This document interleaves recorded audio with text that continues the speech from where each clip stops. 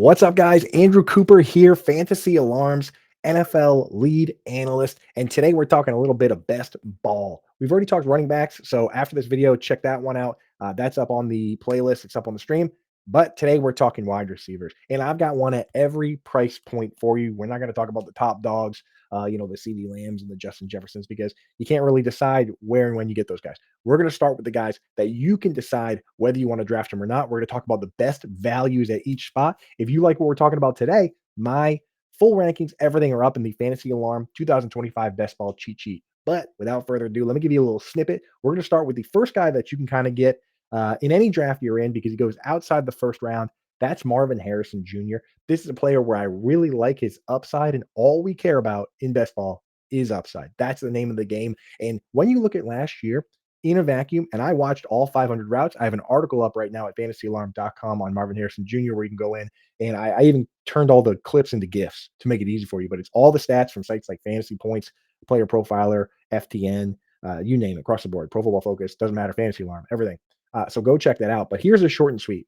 Marvin Harrison Jr. in a vacuum was good at running his routes last year. Go to Player Profiler. They had him top 10 in route wins. They had him as wide receiver 3 in percentage of route wins against man to man. He was winning these routes. Now, the problem was that Kyler Murray was either scrambling around or getting the ball out quickly. A lot of people know that Kyler Murray does like to scramble. What they don't know is that he was actually a top 3 QB in passes under 2 seconds. That's according to Fantasy Points data suite, right? So when you look at it, he was either throwing it really quickly, a lot of these passes to Trey McBride, 150 targets, or he was breaking down before he was getting to these intermediate secondary reads. And those were the routes that Marvin Harrison Jr. was running and winning on. A lot of these clips, you watch it, Marvin Harrison Jr. is open. By that time, the ball's already out or Kyler's already scrambling. This year, they're going to put an emphasis on him getting through those reads, getting to the next level, the way the top guys like the Joe Burrows and Patrick Mahomes do, giving up the short passes to trust the playbook, trust your guy, and make those deeper passes.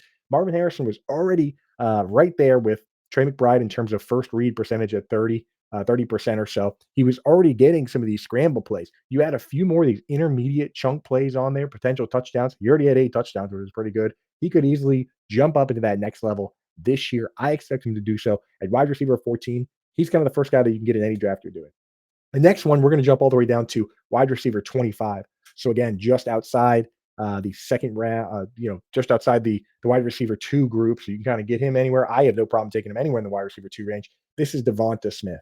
Okay. And people feel like he had a down year last year, but he was actually wide receiver 17 in points per game. He was missed a few games. Despite that, he still had 800 yards and 8 touchdowns, gave us a few spike weeks like he does. The bet here is simple. Last year, both AJ Brown and Devonta Smith were pretty decent in best ball. Injuries obviously knocked them out of a couple spots, but when they had good games, they had good games, and that's what we look for in best ball. And they did so while the Eagles were actually dead last in pass attempts, literally dead last in the league. Just any amount of regression up to from team 32 to team 25 or team 20 or maybe even team 15 or 10. I mean, we've seen teams like the Ravens be dead last in pass attempts one year. Next year they come out and they're towards the middle of the pack or even in the front half. That's how you got that monster season from Mark Andrews, right? So this is a guy where he has upside on his own. He has upside if either AJ Brown or Dallas Goedert gets hurt, and he has upside if they throw a little more, which they might have to this year. So Devonta Smith to me is kind of the perfect value going outside the top 24 wide receivers, where he could easily be a wide receiver 1. I like AJ Brown too, but he just goes a little bit earlier. So Devonta Smith is a guy I'm taking in a lot of drafts. Next one here, and again, I would even consider Devonta Smith as our wide receiver 2 range. So we got Marvin Harrison, wide receiver 1 range, Devonta Smith in wide receiver 2 range, wide receiver 3 range. I like Calvin Ridley. He's going wide receiver 30 off boards. He's coming off back-to-back 1,000-yard season. So if he just does what he's been doing, then that would be worth that pick for us. It'd be nice. But they're bringing in a ideally better quarterback, Cam Ward. Now, if Cam Ward's worse, who cares? It's best ball. We're playing for ceiling. But Cam Ward could easily be better than these other quarterbacks. And if you look at the criticism of Cam Ward, it's actually not something that we really care about for fantasy football. It's not that he's timid. It's not that he's inaccurate. It's not that he's bad. It's that he's a gunslinger, that he's a risk taker, right? That he could be a Jameis Winston, Ryan Fitzpatrick guy who's turning the ball over and trying to play hero ball. That's great for fantasy. I like that. I like a guy that throws the ball downfield. We like Baker Mayfield trying to fit into tight windows. We like Jameis Winston throwing 30 touchdown passes. Who cares if he throws 30 picks? We don't lose points for Calvin Ridley if Cam Ward throws a pick 6. They get the ball right back. They end up in a hole and they have to throw their way out. That's good news for Calvin Ridley. So for me, I look at a guy who is easily the top target on his team, right? Who else I got? Chigga is a guy I don't mind with his tight end eligibility, but he's not going to lead the team in targets. Tyler Lockett's not going to come in and take over. Van Jefferson is the definition of a coach's son, just a guy type player. His dad is actually a coach in the NFL. And then they didn't take a wide receiver until day three. It's kind of day three undrafted guys like Eli Ianamanar and they brought in Xavier Restrepo, who played with Cam Ward, but they did so as an undrafted free agent.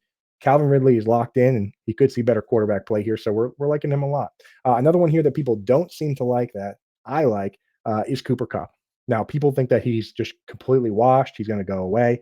A lot of times, what happens with these guys is they hit the peak of the mountaintop, and as they come down, people just throw them away. Right? You've seen it with Mike Evans, where people are like, "Oh, he's never going to have his career season." Yet he continues to always have 1,000 yards and always provide value in best ball drafts. I think that Cooper Kupp could potentially have a bounce back here, and a big part of why is this scheme. Clint Kubiak's coming in, and he already said that he wants to use a fullback. They went and drafted Robbie Oots. They got fullbacks on the roster. When you bring in that fullback, it takes the wide receiver three out of the game. It really highly consolidates the targets among the top wide receivers, the top two, and the tight end. We see it in San Francisco with the guys they have there. We see it in Miami where they use Alec Ingold, and it's just Waddle and Tyreek Hill in the tight end. And we saw it last year with Clint Kubiak with the Saints, with Chris Olave and Rashid Shaheed. If things go according to plan and they gave Cooper Kupp a bunch of money, it's clearly him and Jackson Smith and Jigba. Sam Darnold had no problem distributing the football last year. No one really has an issue with the statistics he put up last year, throwing the ball to Jordan Addison and Justin Jefferson and TJ Hawkinson. So there's a real possibility that Cooper Kupp comes out, catches a bunch of balls, has over 1,000 yards, and he's well worth his ADP at wide receiver 42.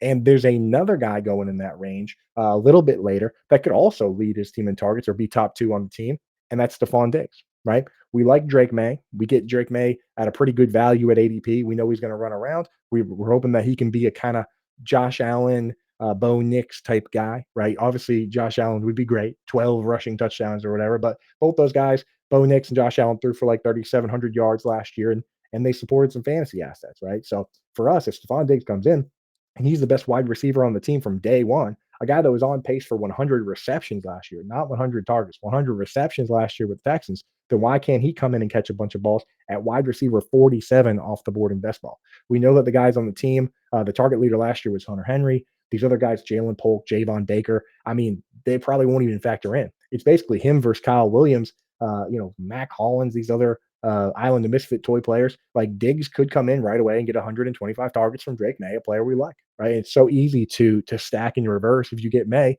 you just circle back, you grab Stephon Diggs. Heck, take a shot on Kyle Williams sometimes. Pretty easy way to backtrack that stack. And I like it a lot. So, you know what? I told you I might have a bonus for you. I do. Going outside the top 50 wide receivers, right? And this is a tough one for me because I like a teammate of his as well. But I look at a guy like Michael Pittman going at wide receiver 54, and I can't help but get excited about the possibility that this guy comes out and does what he does, which is when healthy, play a ton of snaps, run a ton of routes, get a bunch of targets. He's had seasons with 140, 150 targets.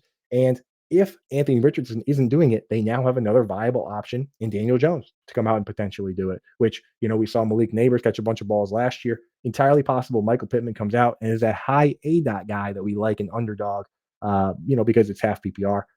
I like Josh Downs too, but Josh Downs goes before Michael Pittman, and I think Pittman has just as much, if not more, upside given his role. So those are the guys that we're kind of keeping an eye on. Marvin Harrison Jr. early, Devonta Smith fairly early as well. Calvin Ridley in that mid range. You can circle back with some of the older guys, Cooper Kupp and Stephon Diggs. And Michael Pittman is a guy going outside the top 50 wide receivers that I like a lot. If you like this strategy, you like talking guys like this, go check out the running back. We're going to have tight ends. We're going to have quarterbacks up. But if you want all the info in one cheat sheet, one great place, a grid with all my rankings for every position based on ADP and everything, go to fantasyalarm.com. Get the 2025 best ball cheat sheet. Thank you guys for tuning in. We'll see you in those best ball streets.